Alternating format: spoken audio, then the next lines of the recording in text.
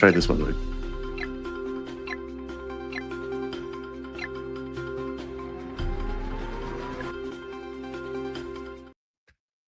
Here you go, ladies and gentlemen. Ladies and gentlemen, welcome to the show. My name's Dean. A lot of people are calling me the King of Canada because of the sweet crown. I got a maple leaf. There you go. That's a crown. I'm the king. A lot of people are saying it. A lot of people in Europe are saying, I'm the king. I'm the king of... And there's the king of Florida, ladies and gentlemen, running for Congress, Lev Parnas, the king of Florida. He's got himself a palm tree. Some people say palm tree is not a tree. It looks like a palm. That's a lie. That's a big palm tree. Even though I got small palms, I don't have palm tree hands. Also have a small pecker. Ladies and gentlemen, welcome to the Five Stack. Welcome, welcome, welcome. Hi, everybody. Hi. Hey, King. Do we address you as Your Majesty, or how would you like to be addressed from that one? King of Canada. Look at the crown. Look at that. Beautiful on crown. My head. Look at the The crown nicest of maple crown leaf. ever seen in the world. That is beautiful. You know, I was gonna say, yeah, I was just bravo. Bravo, thanks to me, thanks to Lev Parnas, I've just been named the King of Canada. A lot of people are saying it. Nobody's given me anything. You should all be thanking me. We are all thanking you. We're all thanking you for being the king, the greatest king of the greatest country on the planet. The greatest. I mean, Boys, can I ask you a question? How is the intro for that ridiculous fucking Substack Live any different than what Donald Trump says every day? A lot of people in Europe calling me the king of Europe. Dude, I don't know how like God works in this here, because if literally before we got, I published my Substack letter, I just said to Zev, did you read it? He goes, no, I haven't even got a chance to read it before we won. And it's basically about Donald Trump wanting to be the king, about how Netanyahu and how Trump and how Putin, how everybody plays him, because that's all he wants is just like, did you see? We'll get into it, but guys, I'll start a war for you. I'll attack Iran. You just got to tell me I'm great. You're great. Okay, let the bombs drop, but then give me 20 billion in crypto and a crown. I'm the king. Look at me. He does really. Oops, sorry, that's not what I'm trying to do. He does really believe he's going to be the king. He believes that's his rightful place. Did you hear him with the? We'll get into this in a second, but with the Japanese prime minister, where he talks about, what I was about to say. Pearl Harbor, but then he talks about attacking me in Pearl Harbor. Like, dude, you're not attacking Pearl Harbor. Let me take control. Let me take control. Give it to me right now. This is morning radio time. Dean is in control. Listen, what I saw today, we started with the look at my crown. I'm the king. I'm the best. Played out in the Oval Office today. And let me set the scene for you. Donald Trump entertaining the new Prime Minister of Japan. She's right-leaning, but very centric, very self-centric, very smart lady. So she comes in. They ask her, ma'am, why did Donald Trump not tell you about his attack on Iran? Donald Trump, he answers it himself, and I quote, let me just give you the quote. It's the greatest quote of all time. Greatest quote of all time. Well, we didn't tell you because we didn't know if you could keep a secret, but you kept Pearl Harbor a secret, so maybe you're good at secrets. That happened today. It's better than that. I mean, we can play the actual clip itself because it is beyond funny. I mean, there's probably like nothing worse you could do than mention Pearl Harbor next to the Japanese prime minister. I mean, there's probably like the worst act you could make. I mean, I don't know what the worst thing would be. Did you see her face? Yeah, that's it. Like, oh my gosh! Yeah, you gotta look at the face. That's it. This is the worst. This is the worst thing you could say to the Japanese premier, other than we're pretty good at keeping secrets too. Remember Nagasaki and Hiroshima? Yeah, right. I mean, like. We're also good at blowing things up, just like we did to your cities. Let's take a listen to this. This is astonishingly, it's a story number 5 on our countdown today, and it's beyond belief. I mean, he needs something from her, right? He's hoping that she'll help him with naval vessels to secure the Straits of Hormuz. Terrible way to go about it. Reminding her of Pearl Harbor. To say, she brought, by the way, 250 cherry trees because that's the gift that she gave America. In exchange, this is what we got. Tell U.S. allies in Europe and Asia, like Japan, about the war before attacking Iran. So we are very confused about Japanese citizens. Well, one thing you don't want to signal too much. You know, when we go in, we went in very hard, and we didn't tell anybody about it because we wanted surprise. Who knows better about surprise than Japan? Okay? Why didn't you tell me about Pearl Harbor? Okay? Right? Oh no. He's asking me. No, you believe in surprise. I think much more so than us. You believe in And surprises? we had a surprise. And we did. And because of that surprise, we knocked out, the first 2 days, we probably knocked out 50% of what we, and much more than we anticipated. Much more than Oh, 100%. If I go and tell everybody about it, there's no longer a surprise. Right? Okay, one more. And one more. You want another surprise? Yeah. I mean, she looks absolutely mortified. I mean, if looks could kill, I think she's about to like assassinate the journalist who asked the question because she. You know how she- awesome this is? I'm gonna watch it again. Can we watch it again? Listen, let's watch it from the start. Everybody, please pay attention to Donald Trump bringing up Pearl Harbor as a secret. Allies, in Europe and Asia, like Japan, about the war before attacking Iran. So we are very confused about we Japanese citizens. Well, one thing you don't want to signal too much. You know, when we go in, we went in very hard, and we didn't tell anybody about it because we wanted surprise. Who knows better about surprise than Japan? Okay? Why didn't you tell me about Pearl Harbor? Okay? Right? In 1945, You 42, believe in sorry. surprise, I think much more so than us. And we had to surprise him, and we did. I think Because of that everybody's surprise, surprised. we knocked out, the first 2 days, we probably knocked out Look at her. Look at her. 50% of She's what like, oh my gosh. and much more than we anticipated. So Much if more. I don't Look tell at her. everybody about it, there's no longer a surprise, right? Okay, There's no one longer more? a surprise. Well, There's no you know, longer. Lev, go ahead, Lev. Like, I mean, can you script a fucking better Saturday Night Live episode in your It's gonna be the fucking cold open. life? You know, it's gonna be the cold open on Saturday. It's gotta dude, be. Oh, I can't wait to cold open on Saturday and every late night show. It's going to be. It's going to be. It's. Listen. I mean, this is classic Donald Trump. I mean, he just doesn't care about anybody. He doesn't see who's sitting next. It's just irrelevant. It's like we're the best. We knocked out more than we anticipated. We took more than we hit. There was 100%. We knocked out 120%. You know, we knocked out. We knocked all of the uranium out the first time. Remember, we gone. alleviated. Yeah, it's gone. Gone. It was we had that they were flying 36 hours. It was stuffed. It was incredible. It was perfection bombing, the best bombing ever in the world. We knocked No one's ever everything seen out. anything like Nobody's it. ever seen it. But now we're going in. I mean, it's the crazy part. Listen, and this is why you know I was in Washington. Oh, we lost you, Lev. We definitely back, are talking back. about.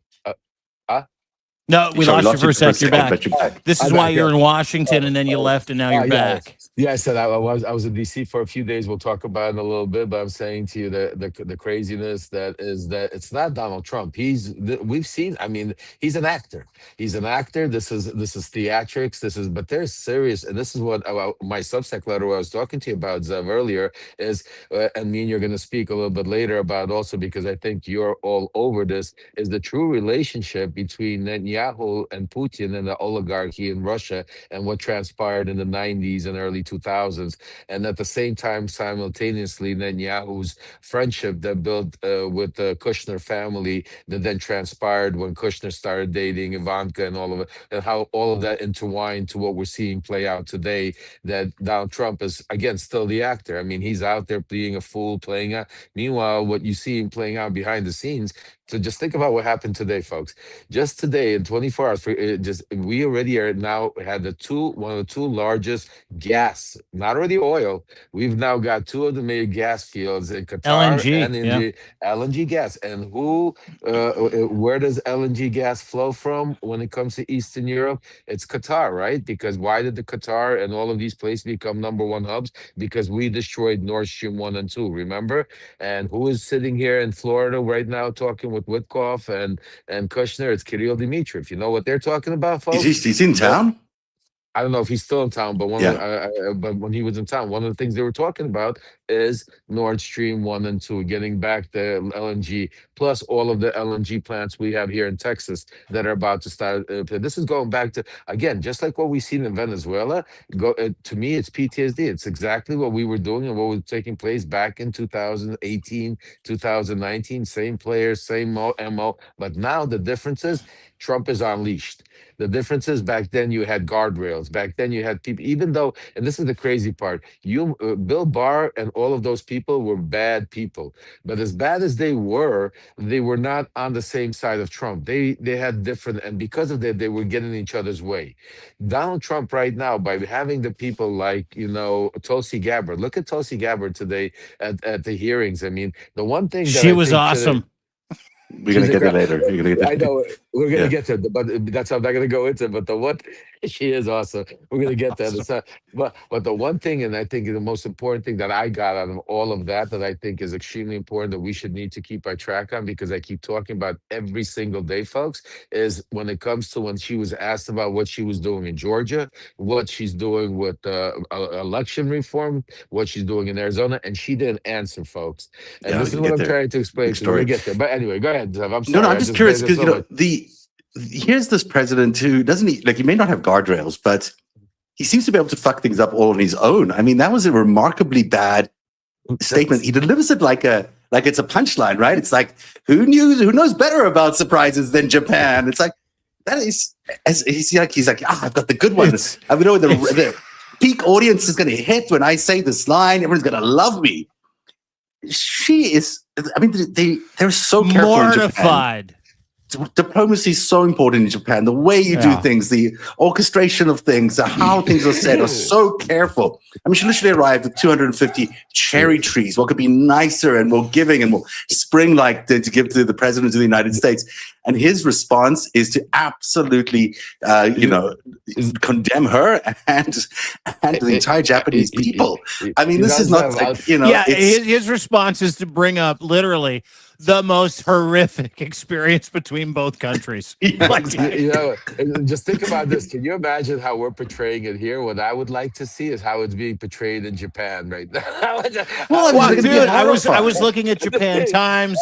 I'm reading Japanese influencers today, mill bloggers, and they're like, "Oh, this is the worst thing that's happened since 1945." No, for decades, Obama went to Pearl Harbor. The Japanese leader Abe went to Pearl Harbor. They were trying to bring things back together with some kind diplomacy. They were going to, build bridges finally and, try to erase this horrible piece of history from our past.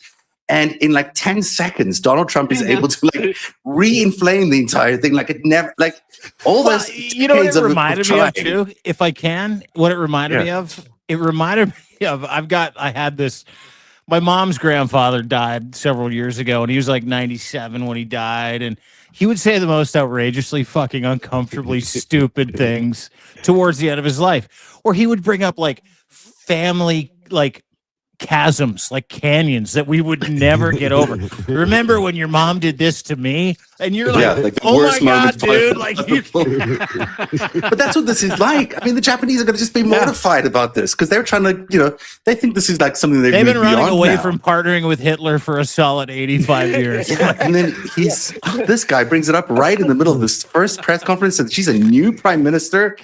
Yes, she's on a similar agenda to him. She's a little right wing, but boy, is it just like a clanger. It's just like the worst opening. But he's also able to kill both sides at the same time. Not only the Japanese, but think about the disrespect to us, our fallen soldiers. People died because you guys kept a good secret. Like, you guys did a good job. Look how you hit us in Pearl Harbor. Like, that was, it's like, are you kidding me? Like, we had over 2,000 people die. It was one of the most, everybody, and you're like, well, the Japanese know how to do it. You really got us with that secret. You got us, but we did it better. We even did outperformed you in Iran. Look at what we did. You think you did good in Pearl Harbor? Look at what we. It's so true.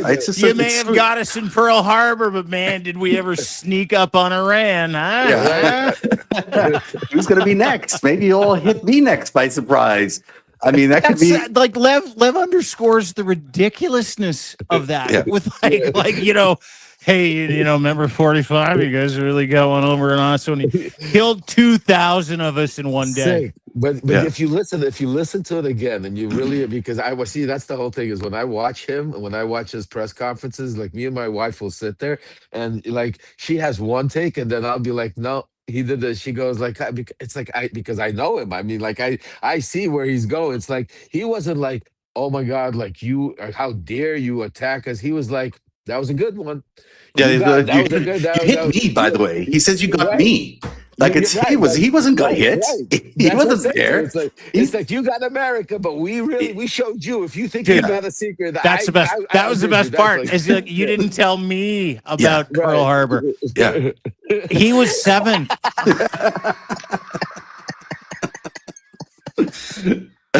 He wasn't there. In case he doesn't know. He was. You he were was not 7. there. He's like, It doesn't ma'am, matter." you were not alive during Pearl Harbor, but you didn't call us, and you definitely didn't call me and let me know about Pearl Harbor. I mean, you guys are great at secrets. Like, He obviously does confuse the two. He obviously confuses the United States and me and him. It just has that. He doesn't see the difference, which is why he's never going away. Which is why he thinks he's the king, just like you're the king of Canada. So see the crown. See I my love the crown. crown. I got a great crown.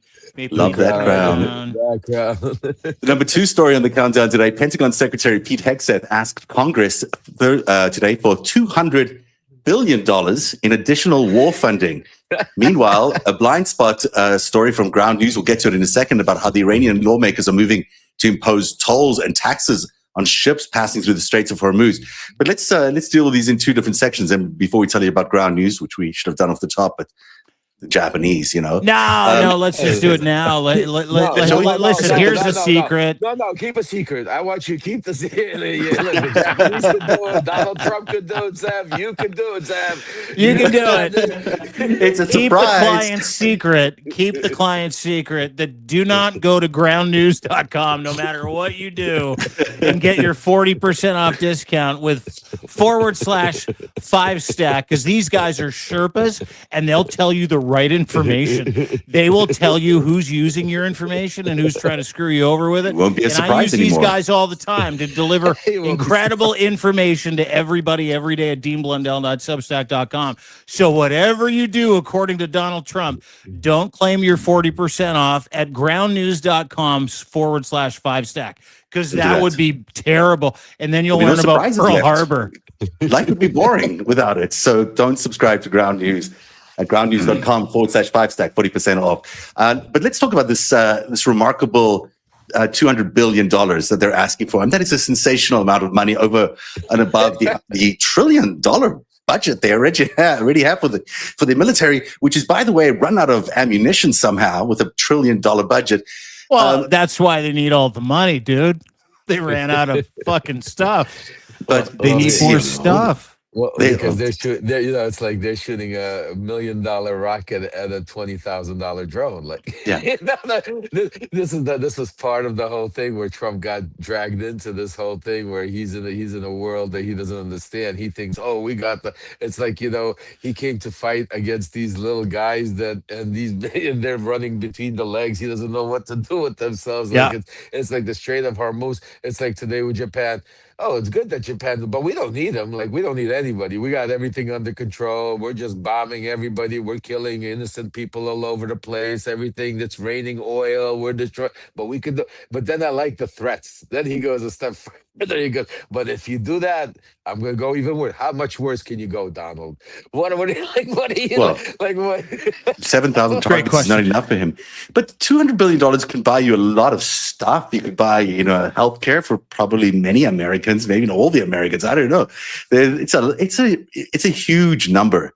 And a country with a huge deficit, with a huge debt burden, the idea of spending another $200 billion just to annihilate another country for a third country, for Israel's purposes, basically, is ridiculous. And yet, If I can, to offer a comparison of that $200 billion, they took out $80 billion from healthcare and Medicaid this year. $80 billion. $80 billion. They're like, oh, we can't spend all that money. Can't afford that.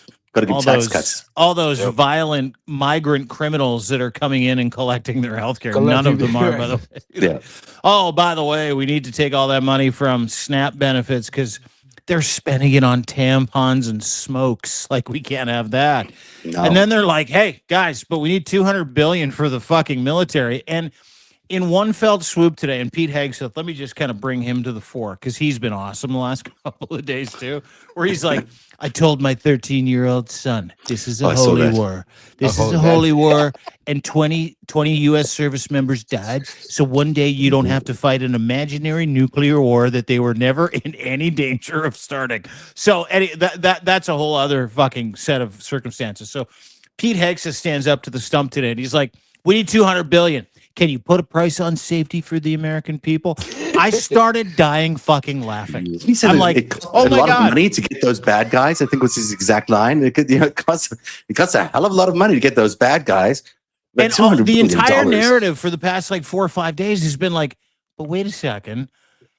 Iran just showed you how to kill a whole bunch of people for 10 grand. And you're telling us you need 200 billion? Is that the ticket? Is that what you're saying? That's right. That's about right. But the other thing is, what I was saying, I thought we won already. I thought we already won the twice. I thought we've already destroyed everything that could be destroyed. Oh, it's totally, we won completely. It's going to take, and it's just a matter of days when it was done. They were completely wrecked. They're a mess. That military.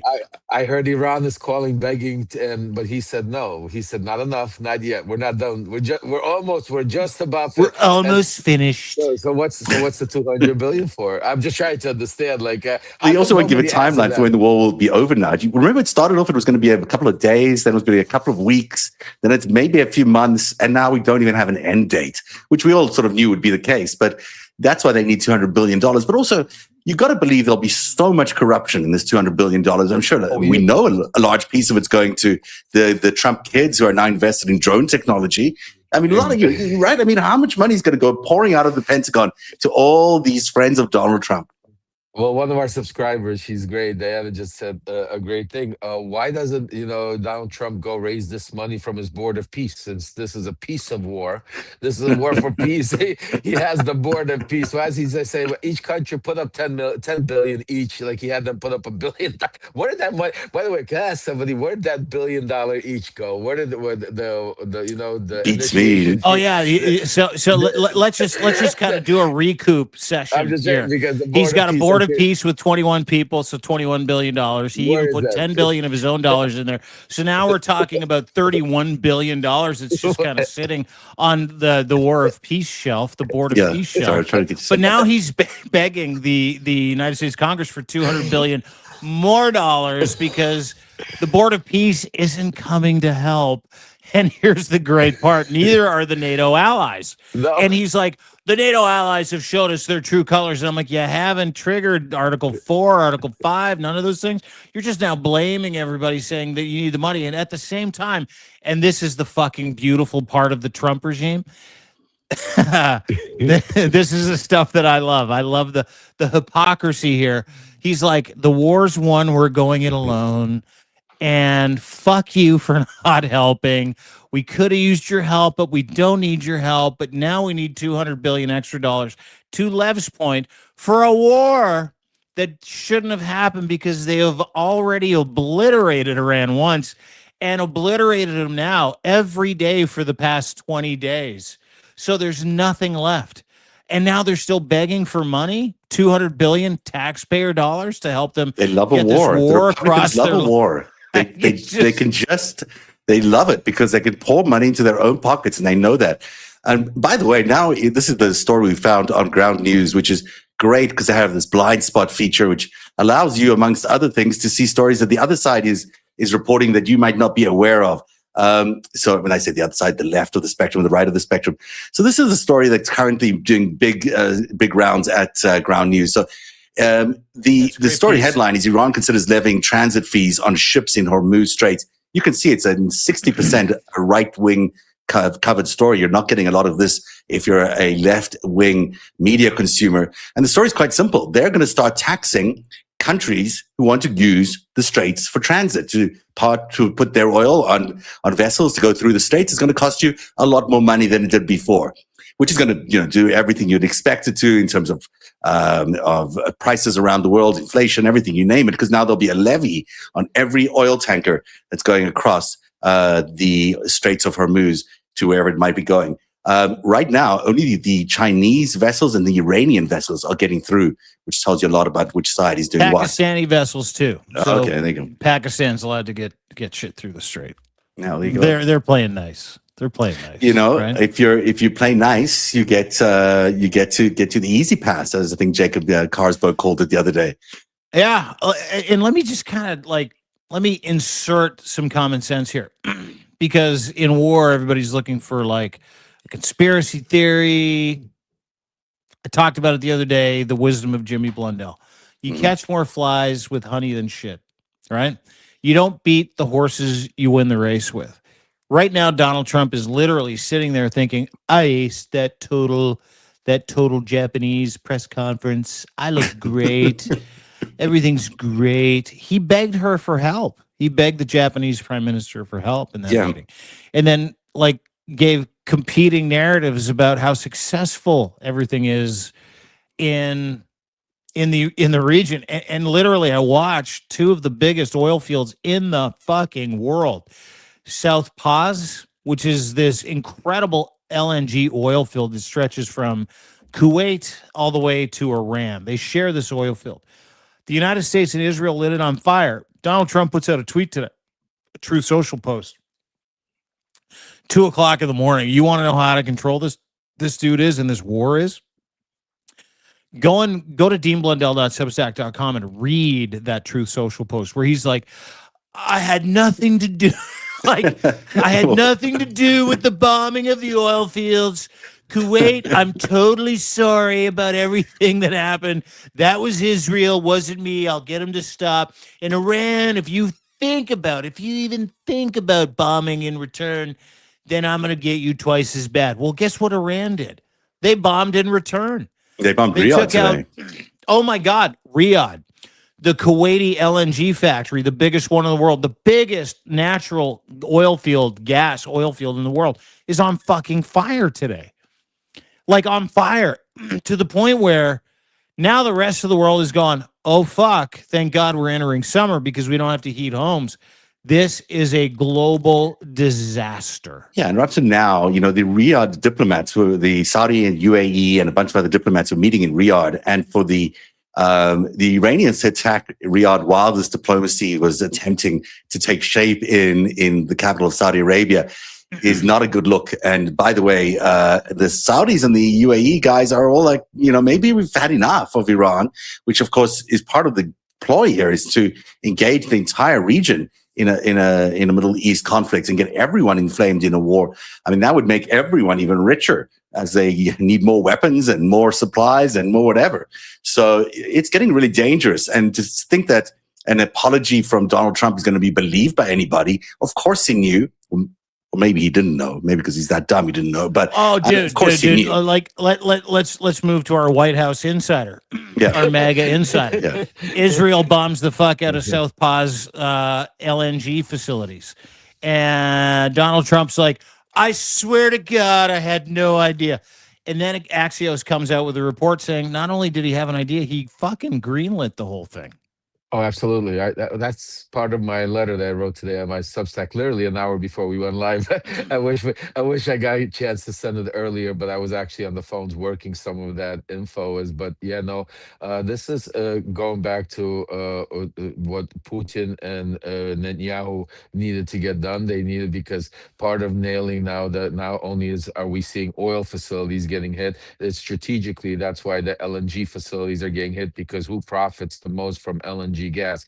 If the Qataris get nailed, because look at how the strategic plays. They understand that once you nail Iran is gonna, who are they gonna hit? They're local, and that's Qatar. Qatar is the next biggest player in that field of LNG gas. So now if you knock those two players out of the ballpark, who become the next two biggest players? Russia and the US. And what happens? How do you get the LNG gas over to East Europe? Is through Nord Stream 1 and Nord Stream 2. And I know I keep reiterating and going back to the same thing, but no, it was definitely a loud green lit. This is part of also turmoil that the Israelis did on behalf of the United States. So Trump could say, I had no idea. He put out that tweet, don't do it again. If you do it again, I'm gonna, what are you gonna do? What this is You're gonna get a spanking. And with palms. Yeah. No, That's really interesting. It's not coincidence. This No. is coordinated. Oh, we lost Lev again there. But Lev, you're breaking up a little bit. And now we'll get back to Lev in just a second. Hopefully he's going to return to us. In the meantime, let's get to the number 3 story, because I'm also dying to get to hear Lev Parnas's reaction to this. Former National Counterterrorism Center Director Joe Kent sat down with Tucker Carlson last night for his first public interview since resigning over the Iranian war. The FBI has been investigating now Kent, or so they claim. They've been investigating him for months over alleged classified leaks, but that news came out after he resigned his job.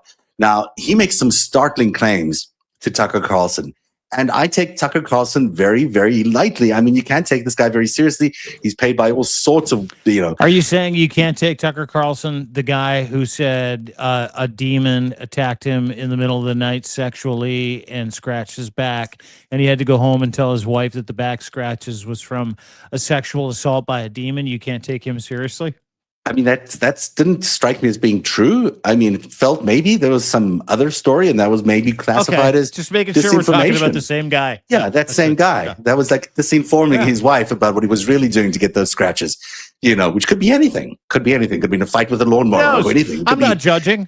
Could have walked through a dense forest by accident, and the leaves got him or something. It could be absolutely anything. It's not just, the demon who could do it. But anyhow, this is astounding to me. He said so many crazy things, Kent, to Tucker Carlson, and he sounds completely, reasonable in what he's saying. Which should we start here? Let's start with no imminent threat, because it ties into what we've been talking about Iran. So this is a guy who was sitting in the DNI's office, at the Office of National Intelligence, seeing all the intelligence, saying there's no real threat from Iran. And we knew that. Come after us hard, and that got the protesters out on the street in Iran. And that's actually what the regime feared the most. I don't think the Ayatollah feared dying, not because he, is some crazy lunatic. I'm sure some degree of the Shia martyrdom culture played a factor in that. However, I think he knew that if he was killed, the regime would survive because the people would rally around the regime. Well, there's been a lot of noise in the news lately, but none of it matters if you can't hear it. There's no shame. Let's forget that one, because that's just an ad that he gets to.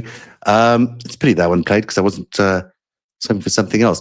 But anyhow, basically he said there was no imminent threat. Maybe this is the one. It's saying that there was no intelligence that you saw with the highest level clearance, obviously involved in this conversation, that showed an imminent threat from Iran to the United States. No, unless we took certain actions, unless we came after them in a way that they thought threatened the regime, then we basically knew what they were going to do. Well, okay, but right, of course, right. But like any country. So if you attack any country, we know that they're going to have a reaction. We face an imminent threat once we attack you. Fantastic. Yeah, exactly. But there was no intelligence that said, "Hey, on whatever day it was, March 1st, the Iranians are going to launch this big sneak attack. They're going to do some kind of a 9/11 Pearl Harbor, etc. They're going to attack one of our bases." Pearl Harbor. There was none of that intelligence. Again, back to what we know about the Iranians, they're very, very deliberate with the escalation ladder. And again, they're only deliberate under President Trump's leadership, because they knew and they took President Trump very, very seriously. So I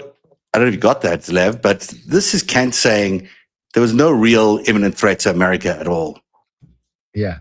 So I think that I think the Trump and them are trying to cut me off for every time I want to tell you guys some breaking news. They keep cutting me off the internet. I don't know what's going on. This A is little bit great. of past them.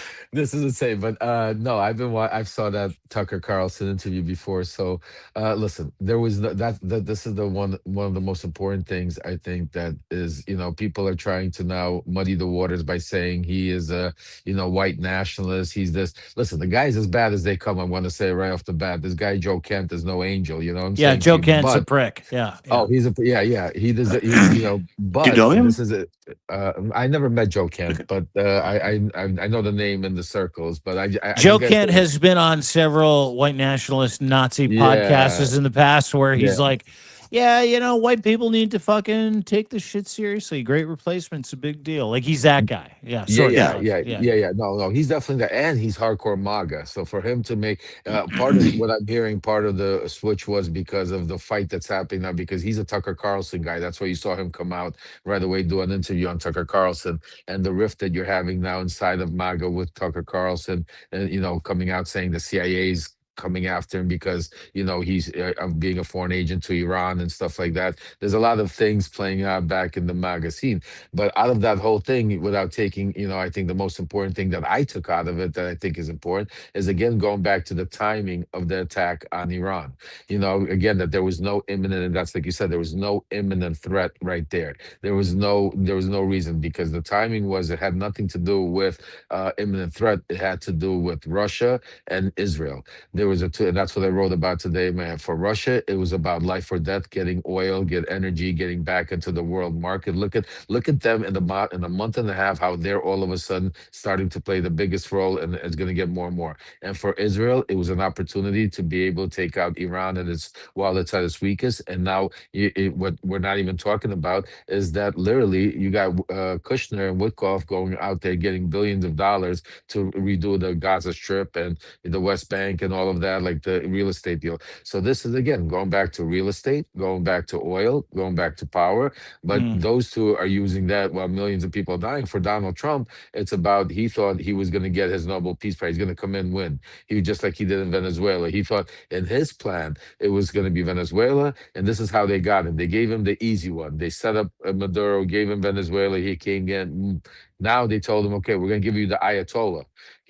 Everybody hates the Ayatollah, right? You go wipe out the Ayatollah. And Trump said, is like, that's why even Trump himself said when he tried to blame Kushner and what's his name, and Hegseth, saying that it was because of them. He invaded, not because of his generals, because it was them in the room, because they basically said to me, yeah, boss, we're just going to go in there. We're going to knock him out. We're going to come out. You're going to be, and then right after that, you're going to take Cuba.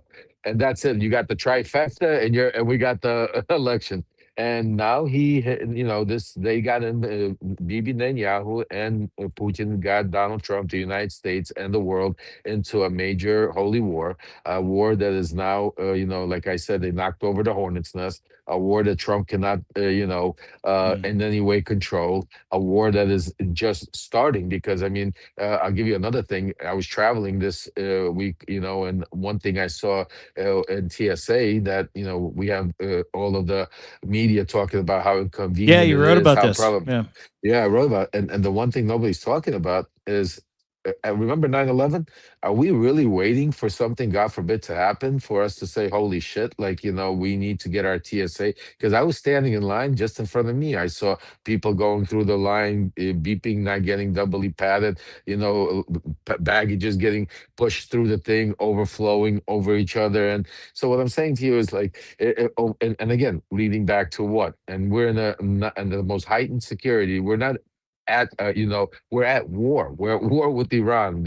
Trump himself, we said we have sleeper cells that are being activated all over the country that are going to start. So this is just the beginning of a major, major. And again, when he comes and says oil prices are going to go down and gas is going to go down, where are the Democratic leadership? Like, I don't understand. Like, how are not everybody out there with signs of gas prices? prices. Just say all they gotta do, and I'm sorry, I'm just like babbling but this is so important because this is part of what I was telling them in Congress this past couple of days. You guys just if you took a playbook out of Donald Trump and see how he won, what did he do? As soon as oil gas prices fell, every day that's all he would tell you. Look at the gas prices. Look at the gas prices. Look at this. Has anybody seen the gas prices nowadays? Has anybody even talks about the gas prices? In California, it's almost six something dollars of gas prices. In Florida, it's and it's almost going to keep going up. Exactly, and this you got and the Democrats. There's nobody talking about. I mean, I'm sorry, Zev. Go ahead, take it back. No. You touched on there's Wall Street, then there's Main Street. You're touching on a Main Street issue, right? You're touching on the thing that is going to cause the biggest problem for Donald Trump, which is like him selling everybody this lie that gas is $1.50 in Missouri. It's fucking $6-7. It's $8 for diesel. Like, and this is where like a lot of people that they've been able to snow are going to wake up and go, oh my God, why did I just pay twice as much for a tank of gas that I did 2 weeks ago? And someone is going to lean into their ear and go, it's Donald Trump. It's the war. It's Iran. And then they're going to go, but we're getting rid of the Muslims, right?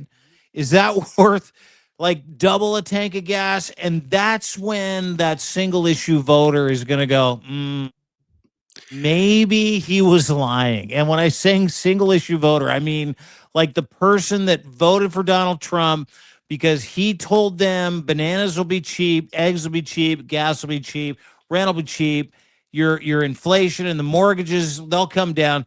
That's through the fucking roof today. Yeah. Everything, because oil touches everything from your medicine to your food, supply chains, boats, airplanes, cargo trucks, everything, absolutely everything. And if you don't think that matters, just wait a month to my friend Lev's fucking advice, which is like, hey, it's already $6-7. Wait till and gas like Brent crude, 110 a barrel, 112 a barrel. As I sit here today, how's 250 a barrel? Because that's where we're going. It's nobody liked their vacations more than Americans, and it's getting into summer. People are going to be planning their trips, and they're going to be planning their flights, and they're going to be planning their road trips, and everything is going to be way, way more expensive to the point where, summer may be canceled for a lot of Americans this year. Their ability to travel, their ability to have some leisure time is going to be cut. Not to mention the fact that just, buying steaks is so expensive. Never mind all the other essentials you need for everything, even going back to school when you think about the end of summer. And the effects of what's going on now will not be unraveled until, November. By all accounts, this doesn't get sorted out until November. Even if the war ended today and Brent crude came back down to normal levels, there is still such a backlog that's going on right now. And by the time they've cleared that and everyone starts up oil production again and then refining again, it'll be November, which happens to be election time. It's not a good look. Great points. But can I just even add something else onto it, guys? Just think about this. Right before the war started, what was the biggest breaking news that was happening across the world? It had to do with our economy. It had to do the same thing. And it's going to hit us again. The Supreme Court said that Donald Trump can't tariff, has to give back the money. Donald Trump went and just tariffed people.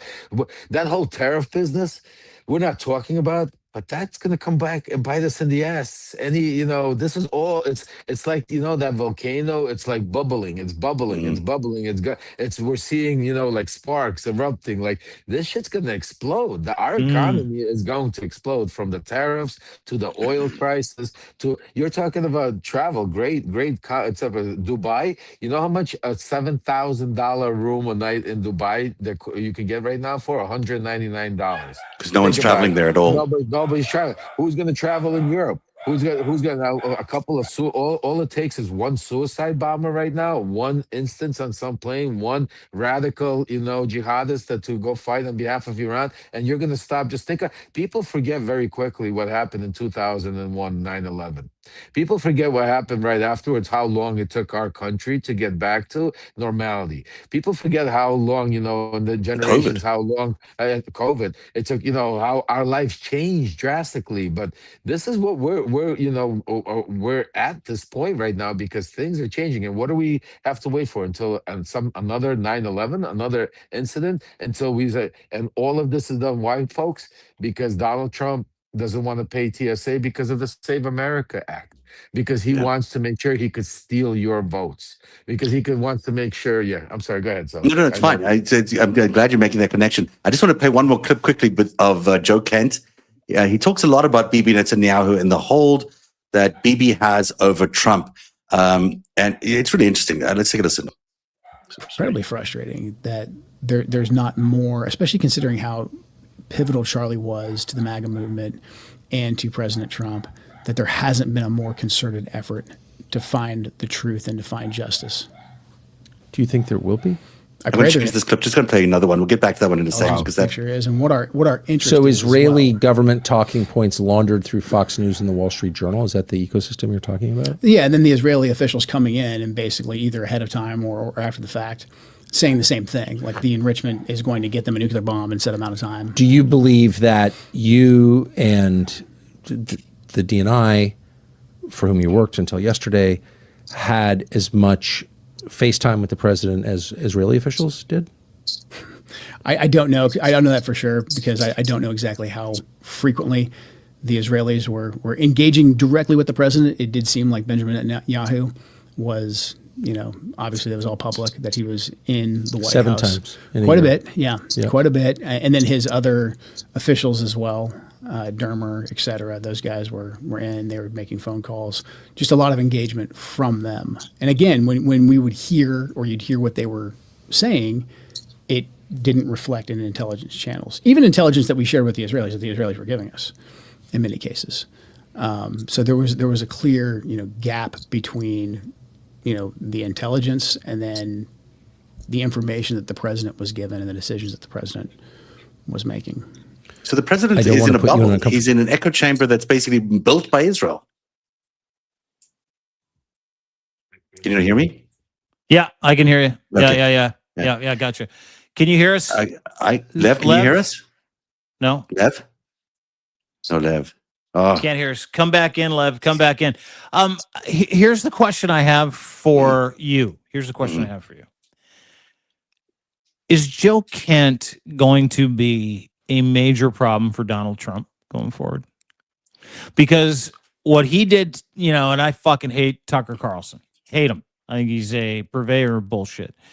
But I think that, like any good movement, any good group of psychopaths, I think that a guy like Joe Kent latches on to a certain truth that he doesn't like, and he drives that truth right through the front door of good ship, fuck you, right? Like I really do believe that. I think that works with MAGA. I think it works with guys like Joe Kent. I think it works like everybody else. But and Lev, thanks for popping back in. I know you're having some technical issues, but one of the things that when I watch a Joe Kent clip that strikes me is that makes sense to me.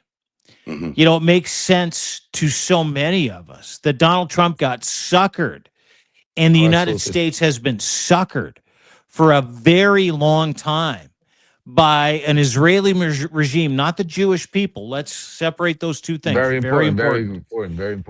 Suckered by Netanyahu and his group of sycophants into this legacy fucking war that not only the legacy war, but also suckered into giving Israel through Benjamin Netanyahu, not Israel, through Benjamin Netanyahu, the cover of the United States reputation and government to go and commit genocide in a country they have no business being in. And I think you're absolutely right. Well, and this is the question, and I want to come to you, Zev, in a second. But Lev, he seems to have some pretty rock solid receipts for that conversation. Joe Kent. Oh, absolutely. And that's why I said, by the way, when we were talking earlier about Joe Kent, you don't have to like the guy, forget about who he is, but listen to what he's saying because a lot of the things is very important. Also, one thing he said that Netanyahu met with Trump about 7 times or give or take in the first year. Think about how many times Witkoff met with Putin, also about 7 or 8 times. This is the connection. If you take a look at the interconnection, Witkoff, Kushner, and for a year we've been talking, and I'm going to keep saying it because it's the connection. Joe Kent is right 100%. Trump was being manipulated by Netanyahu, by Putin, by people like Dmitriev, Witkoff, and Kushner that were being used. This was the alliance, the axis that was being pushed that brought us to where we are today. From what we saw play out in the war in Ukraine, from what we saw play out in the war in the Middle East, when Palestine was basically given to Bibi Netanyahu on a silver platter. We don't even talk about all the death and destruction that went on there and that continue to goes on every day. Now we're, he mentions peace in the Middle East. Think about what peace. Before Trump came into office, you might have had a suicide bombing here and there. Now you got bombing in Lebanon, you got Qatar, you got the UAE, where is peace in the Middle East? How come these reporters won't come up and say, Mr. President, what happened with your peace in the Middle East? How is that going? Not going too well. It's Jared Kushner about the Abraham Accords.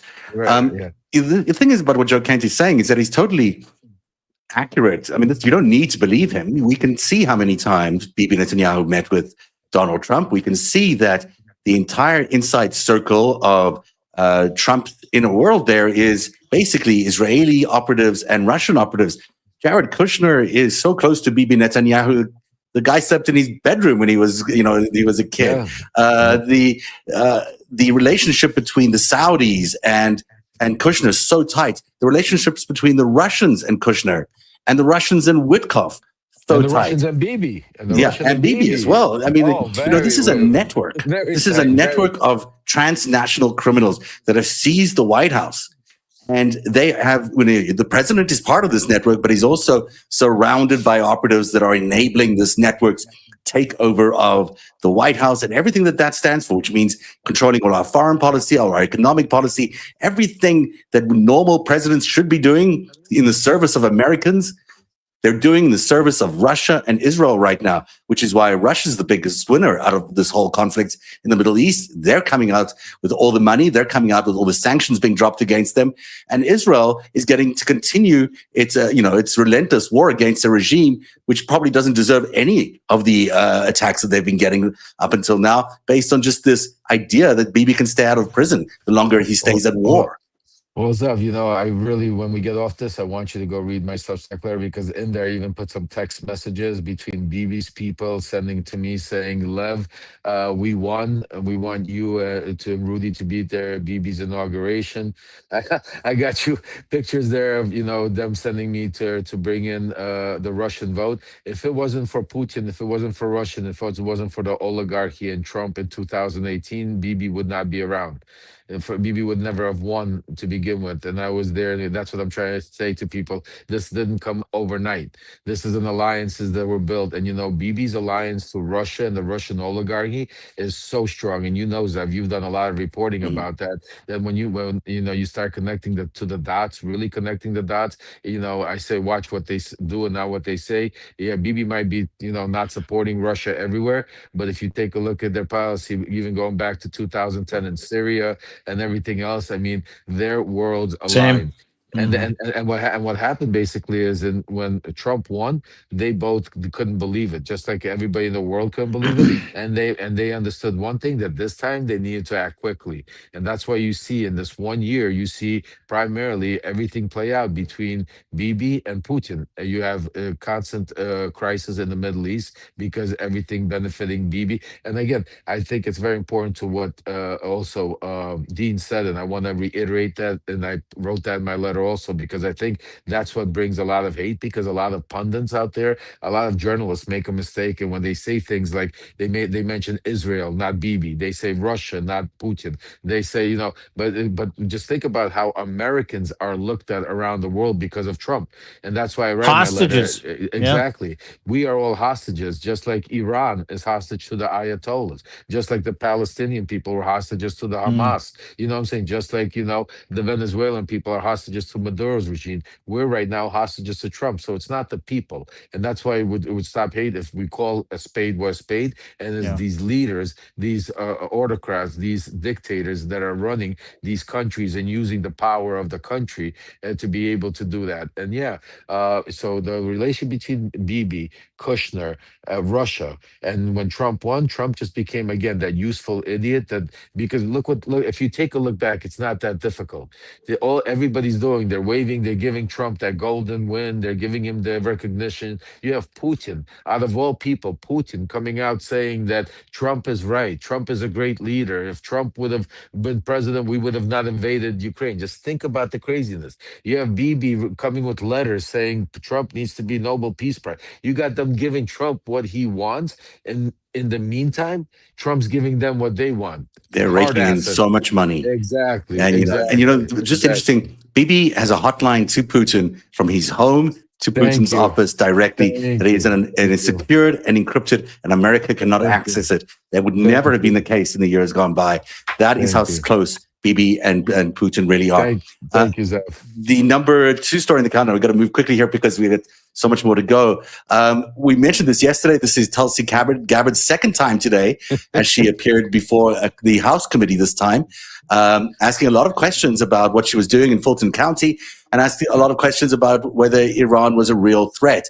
Unlike yesterday, where she got herself into a lot of trouble by, it seemed to me, like perjuring herself under oath when she contradicted she might have been the told president. that between last night's testimony and today's testimony, because today's testimony was very different. Yeah.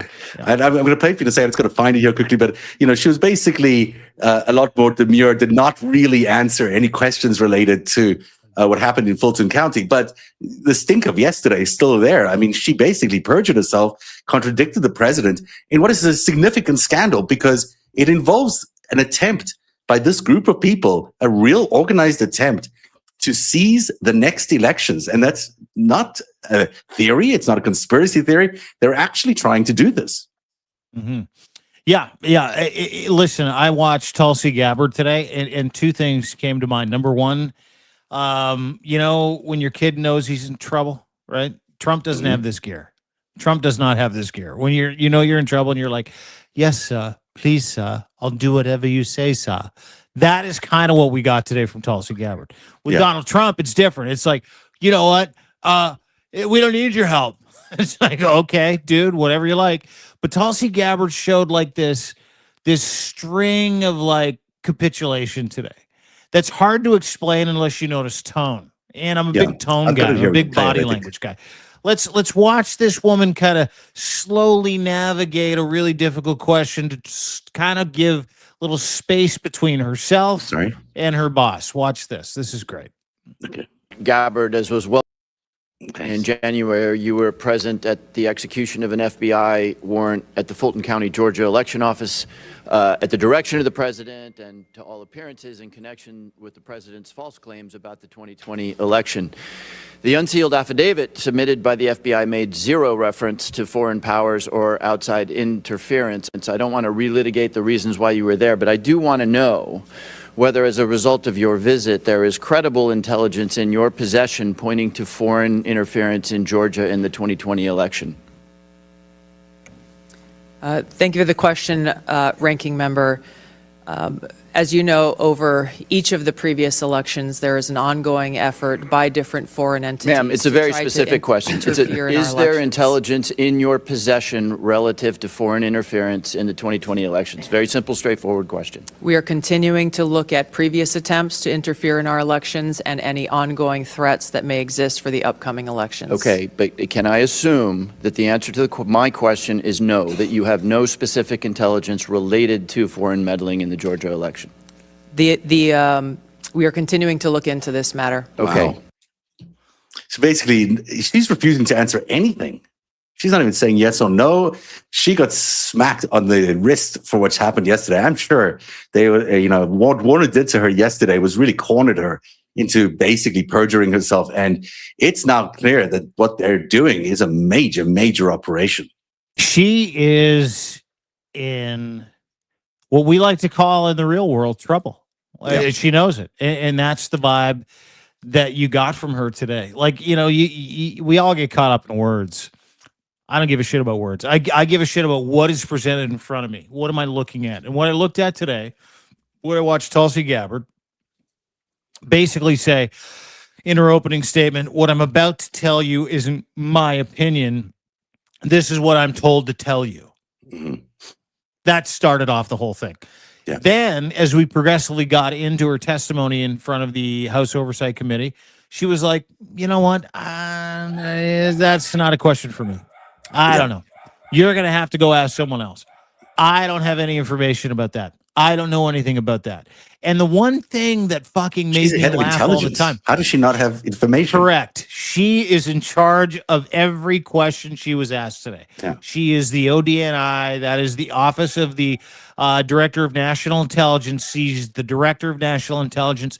She should have had an answer for almost every question they asked her today, because it has to do with a foreign war, a foreign emissary, a foreign enemy. And she's like, you're going to have to ask Donald Trump. I mean, there's one thing she should know about is election interference. But here's what's really going on. It's clear that Kristi Noem the other day, who's now under a perjury investigation for what's going on at the Department of Homeland Security, obviously is concerning other cabinet secretaries who might be concerned that, maybe if I lie in front of a committee under oath, I might also be under potential investigation for perjury, because it's not only her, and it leads to our number one story on the countdown today. So Pam Bondi. Pam. Poor Pam. Had a tough day.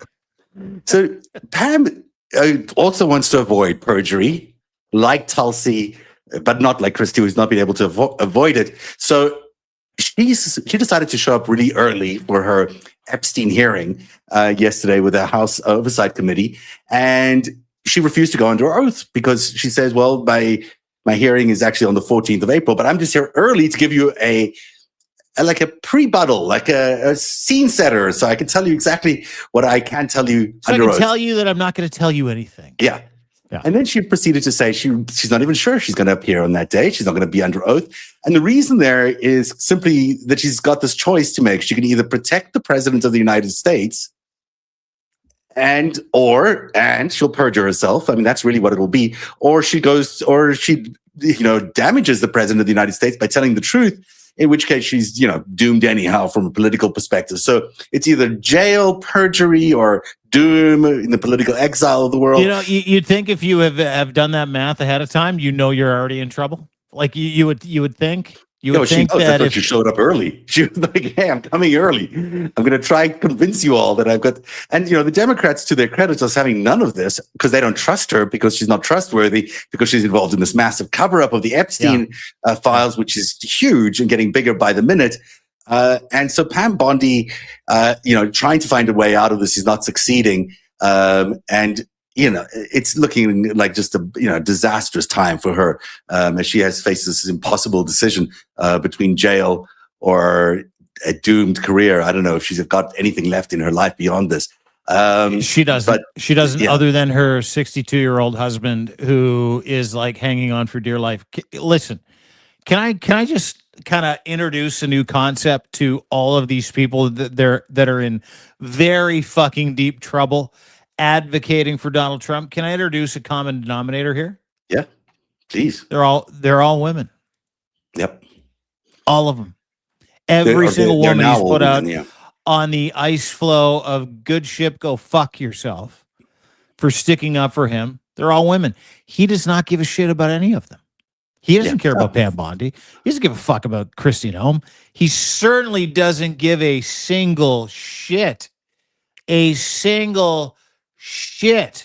about any woman in his cabinet. They are cannon fodder to him. Yeah. And that's really the shame here. women are so much better than us in so many capacities, like so many capacities.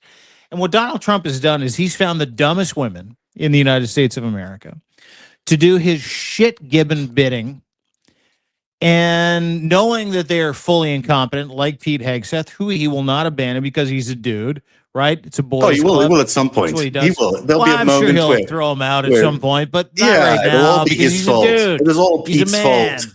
People take Pete white should never men have done more that. seriously than white women, right? Yeah. Like, Donald Trump doesn't give a shit about any of these women. He Or doesn't anybody. care. He doesn't.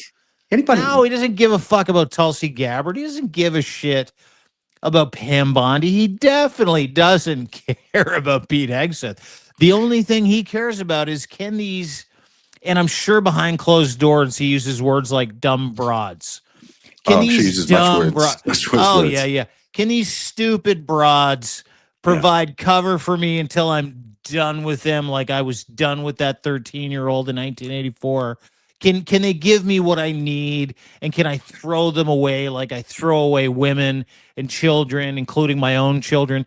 Can they just accomplish this goal for me where I can put them in front of me like a fucking shield to take all the bullets, and then when all is said and done, I can cast them aside like Katie Johnson in 1984? Can I do that? And that is what Donald Trump is.